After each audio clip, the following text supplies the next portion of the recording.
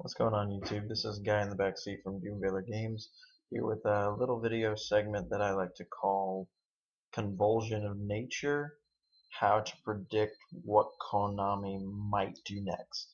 Um, I've been playing the game since probably it debuted. I had the original starter deck Yugi and Kaiba, and I've seen the ebbs and flows and change of the game since its debut years ago, and I've come to realize that there is a pattern in about everything that they do, aside from the fact that they really like light and dark monsters. So, um, in short, this whole video has absolutely nothing to do with the amazing spell card here that nobody has been able to successfully use in the deck before. But it's basically me breaking down how Konami has gone about their business for the last 10 years. Um, in Magician Force, which is set 3, they released a set of cards. Each one was a field spell that granted elemental properties like high power, less defense. They had the original field spells that had environments, but this was the first time they had like classified an attribute by its typing. So you're talking in the year 2003, 2004, they launched Emioruka, they launched Molten Destruction, Rising Air Current, Gaia Power, Luminous Spark, and Mystical Plasma Zone.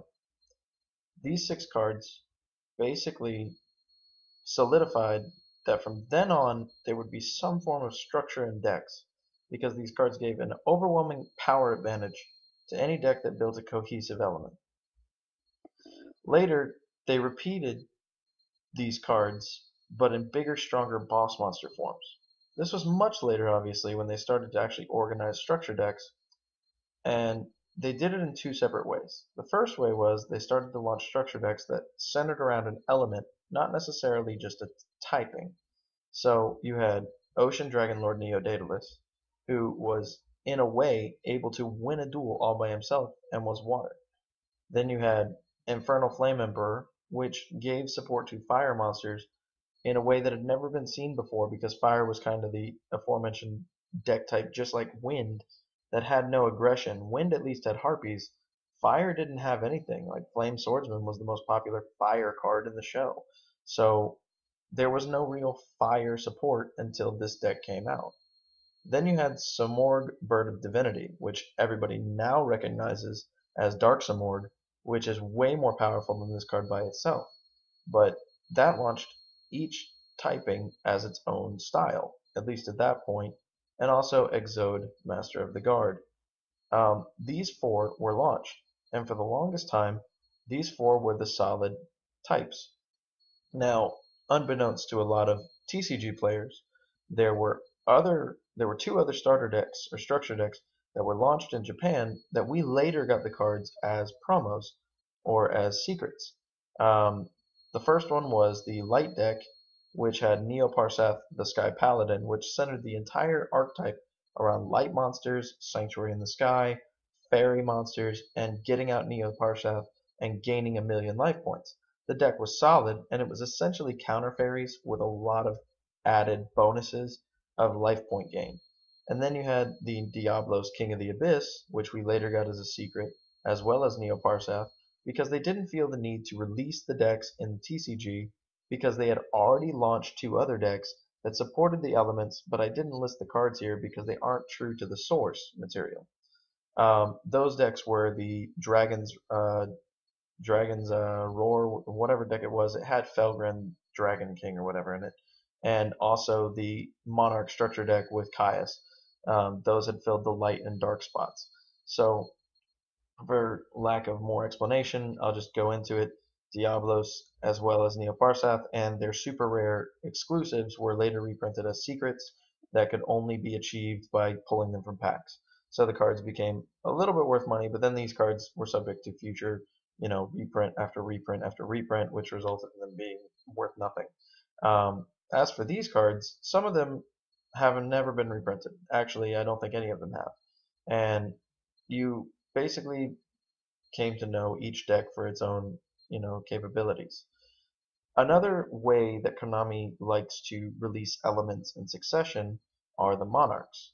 Monarchs are very popular, or at least they were for years, and the deck is still a strong suited deck for the time being.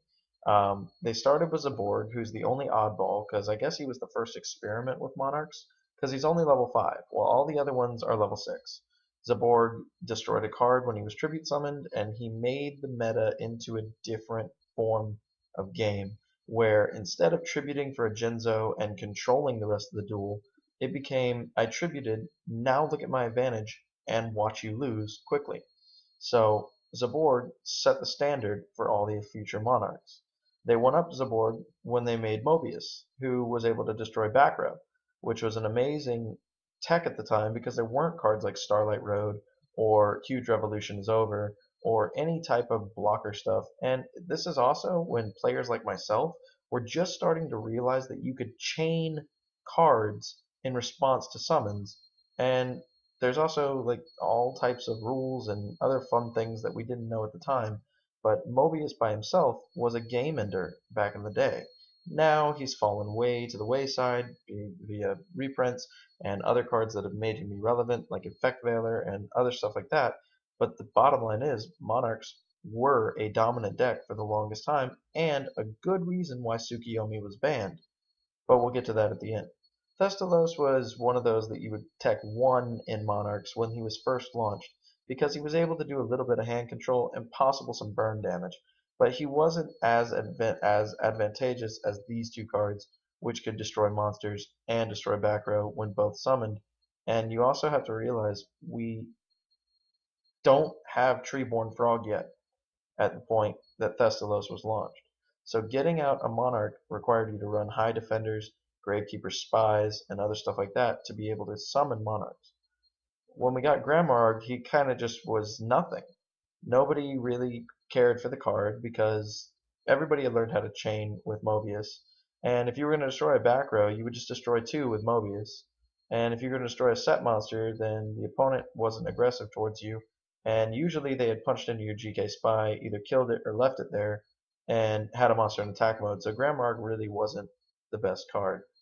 And then you had Ryza, who's the wind attribute, who became a game-defining card and was almost banned, but was never banned because he literally put the game back a turn for the opponent, which was amazing at the time. And this is how Konami exemplified how much they love embracing the elements and making tribes of monsters that embrace all the elements. And lastly, they defined the Monarch deck by launching Caius, and also solidified their hold that dark has got to be their favorite element, because Caius, while he not only had one effect to get rid of a card, no matter what, because it banished the card, but secondly, it had a burn damage afflicting capability on top of the removal. And I have lost many a game to Caius because of his removing ability to remove himself for the last 1,000 damage that's necessary to win a duel. And so these 6 monsters were the initial 6 cards that everybody started playing as a solid deck that embraced all the monsters in some builds, but usually embraced these 4 monsters over the other 2.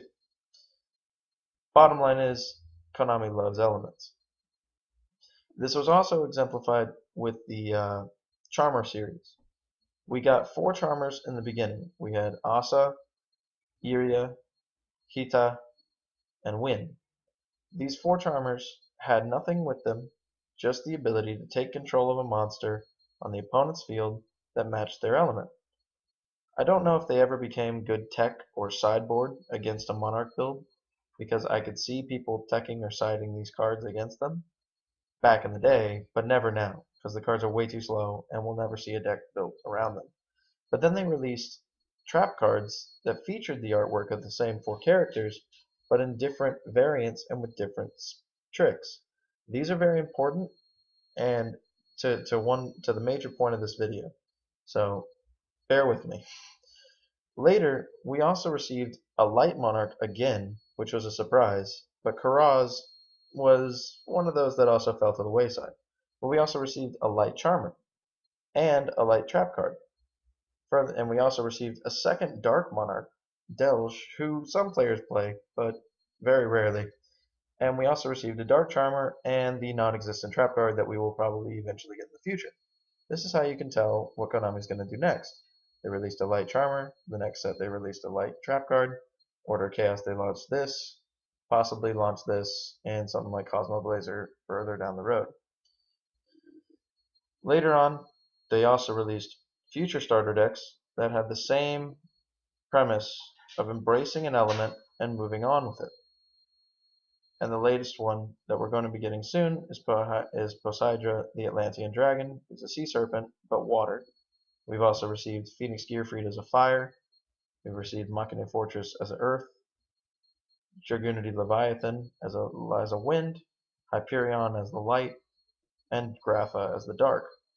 So they've repeated not the cycle, but they have repeated embracing every element as a structure deck. The reason why I was bringing up the trap cards earlier is pretty simple. We already have Spiritual Earth Art Kirigone and Spiritual Water Art Aoi. These two cards state, first, Spiritual Earth Art Kirigone says, tribute one Earth monster on your side of the field, and special summon one level 4 or lower Earth monster from your graveyard except the tributed monster. This doesn't seem like a very positive reinforcement effect because essentially it's a -1 unless you're getting back something amazing. And then you had Spiritual Water Aoi, which said tribute a water monster on your side of the field, and you look at your opponent's hand and select one card and send it to the graveyard. These two cards I have never seen played against me in a duel. But then you also have the Spiritual Fire Art Kirinoi, which says tribute a fire monster, and you inflict damage to your opponent's life points equal to the original attack of the tributed monster, which is pretty nice to be able to do that little bit of burn and possibly win the duel. And then you have Spiritual Wind Art Maybe, which says tribute one wind monster on your side of the field, and you select one card to your opponent's side of the field and return it to the bottom of the owner's deck. Now that can be a very devastating trap card. The only reason why I'm bringing up these cards is because we just received a brand new monster known as Grand Soil, the Elemental Lord. Now, if you look at him next to Grandmard, they kind of look alike, but there's a lot of differences between the two. But Grand Soil, the Elemental Lord, it says he cannot be normal summoned or set.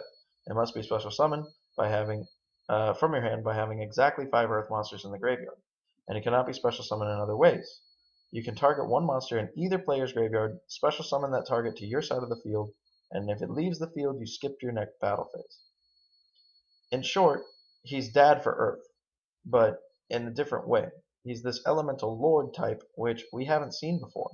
But I'm thinking that Konami is starting a brand new series of new elemental monsters that embrace the spiritual arts as their effects as augmented or even better or crazy better versions of the originals. You notice the Earth Art states that you tribute an Earth monster to get a level 4 or lower Earth monster from your graveyard only. Grand Soil says special summon any monster from either graveyard, and if he leaves the field you skip your next battle phase, which is a very negative effect, but still a very positive and possible game-winning effect. Then you have the next set, which we get in November, which is Abyss Rising, where we're going to get Moongalala, I can't read its name, the Elemental Lord, and it's a water one. And it says the same conditions to summon as Grand Soil, but then it says when this card is special summoned, you discard 2 random cards from your opponent's hand, and it can only be used once a turn, and if it leaves the field, you skip your next battle phase. Sounds pretty familiar to Spiritual Water Aoi, which means that we're possibly going to have a Fire Elemental Lord in the set we get in February, which has been named as Cosmo Blazer, and then a Wind one following that, and potentially a future Light one and a Dark one.